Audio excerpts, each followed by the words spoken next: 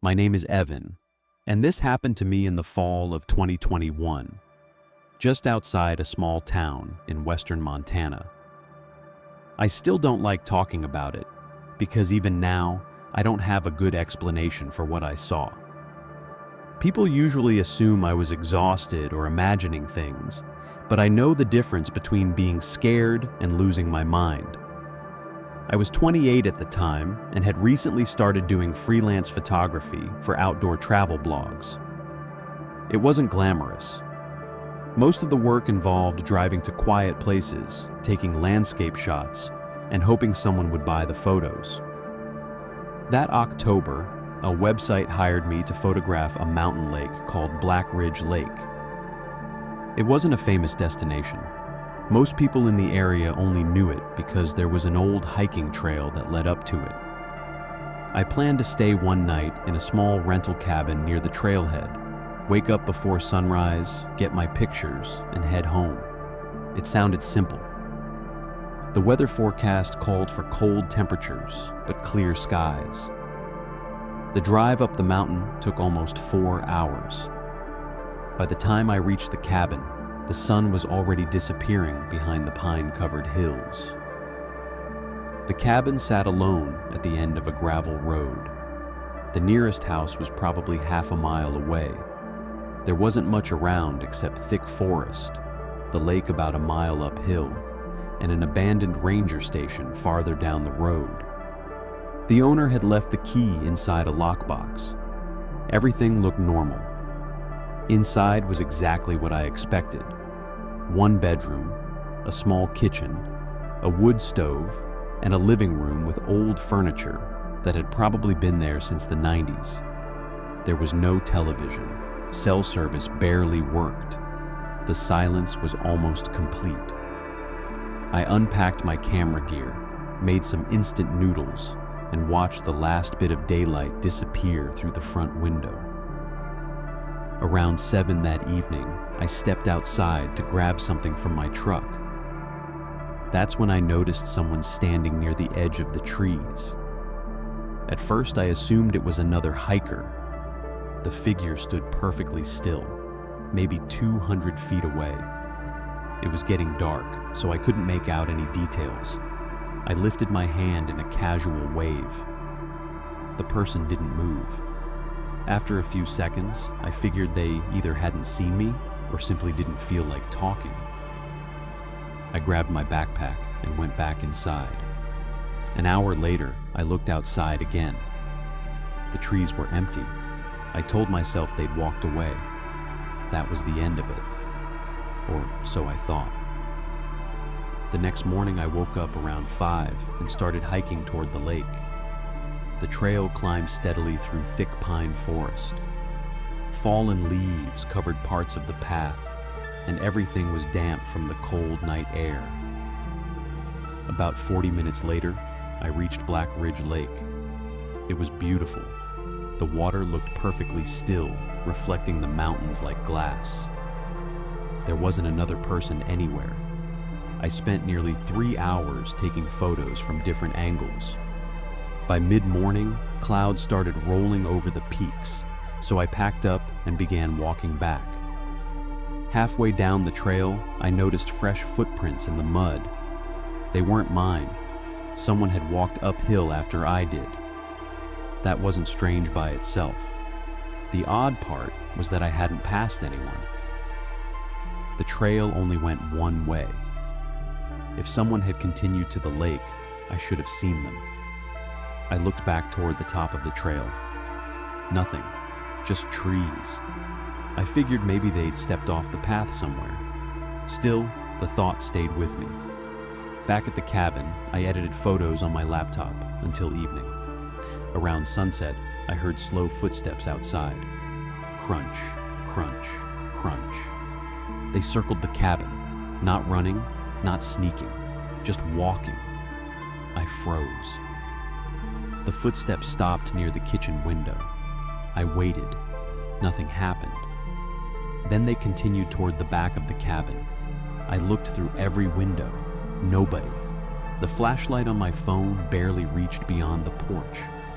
The forest swallowed everything else. Eventually, the sound stopped. I convinced myself it had been a deer. Mountains are full of wildlife. That explanation helped me sleep, at least for a while. Around 2 in the morning, I woke to 3 slow knocks on the front door. Knock, knock, knock. Not loud, just enough to wake me. I stayed completely still. The knocks never came again. I checked my phone. No signal.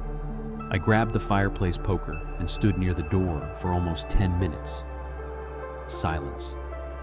Finally, I looked through the peephole. Nobody. When daylight came, I stepped outside. There were muddy boot prints on the porch. Only one set. They stopped directly in front of the door. There were no footprints leading away. The ground around the porch was soft enough to hold clear impressions, but somehow the tracks simply ended. I stared at them for a long time before deciding there had to be another explanation. Maybe the ground farther away was harder. Maybe I'd missed something. I wanted no fishing gear, just an empty boat moving across perfectly calm water. I took a few pictures of it. Then I noticed another reflection in the water. Someone was standing behind me. I spun around. Nobody. When I looked back at the lake, the reflection was gone. I left immediately. The walk back felt much longer than before. About halfway down, I heard branches snapping behind me. Not animals. Heavy footsteps. Someone was definitely following me. I started walking faster. The footsteps matched my speed. I stopped. They stopped. I shouted, "Who's there?" No answer. Only the wind moving through the trees. I kept walking. This time, I didn't stop until I reached the cabin. The sun disappeared quickly behind the mountain. I locked every door and every window. I pushed the kitchen table against the front door. I told myself I was overreacting. Then I heard the footsteps again. They came from the porch. Slow, deliberate. The person walked across the wooden boards like they wanted me to hear every step. One pass, then another, for nearly 20 minutes. Finally, they stopped outside the bedroom wall. I held my breath. A scratching sound started against the siding. Long, slow, like someone dragging their fingernails across the wood. Then, complete silence. I barely slept. Just before sunrise, I heard my truck engine start. I jumped out of bed. Someone had turned the ignition. I looked outside. The headlights flashed once. Then everything went dark. I grabbed my keys. They were still sitting on the kitchen counter. Nobody should have been able to start the truck. I waited until daylight before going outside. The truck wouldn't start. The battery cables had been cut clean through, not chewed, not broken, cut. At that point, I wasn't staying another minute. I packed everything into my backpack and decided to hike down the gravel road until I found help. The nearest highway was about 6 miles away. As I walked, I kept checking behind me. Nothing. The road curved around the mountain before passing the abandoned ranger station. The building looked ready to collapse. Most of the windows were boarded over. As I walked past it, I heard a door slam inside. I stopped. Then I heard someone running, not toward me, alongside me, inside the building. The footsteps stayed even with mine as I continued walking. Every room I passed. The running continued inside.